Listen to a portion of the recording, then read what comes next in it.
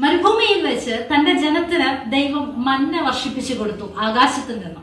ഈ മന്ന എങ്ങനെ പെറുക്കണം, എത്രമാത്രം പെറുക്കണം, എപ്പോൾ അത് പെറുക്കണം, എങ്ങനെ അത് ഭക്ഷിക്കണം തുടങ്ങിയുള്ള നിബന്ധനകളെല്ലാം മോശയിലൂടെ ദൈവം അവരോട് കൽപ്പിച്ചിരുന്നു.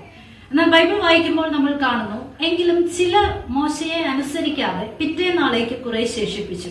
അത് കൃമിച്ചു നാറി മോശ അവരോട് കോപിച്ചു.